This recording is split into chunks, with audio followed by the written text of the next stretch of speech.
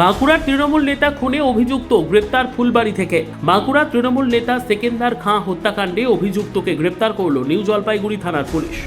সোনালী স্বপ্ন সম্ভার, আধুনিক ডিজাইনের অলংকার, শিলিগুড়ির রত্ন ভান্ডার জুয়েলার্স, ফালাকাটা, মালবাজার, আলিপুরদুয়ার, ধূপগুড়ি ও শিলিগুড়ির হিলকাট রোড ও সিটি সেন্টারে। মঙ্গলবার রাতে শিলিগুড়ি সংলগ্ন ফুলবাড়ি এলাকা থেকে ধরা পড়েছে অভিযুক্ত বাপি খান। পুলিশ সূত্রের খবর, দীর্ঘদিন ধরে তিনি আত্মগোপনে ছিলেন। গোপন সূত্রে খবর পেয়ে ফুলবাড়ি এলাকায় অভিযান চালিয়ে তাকে পাকড়াও করে পুলিশ। উল্লেখ্য, চলতি মাসের 12ই আগস্ট বাঁকুড়ায় তৃণমূল নেতা সেকেন্দার খাঁকে খুন করা হয়। ঘটনাটি নিয়ে রাজ্য জুড়ে চাঞ্চল্যের সৃষ্টি হয়েছিল।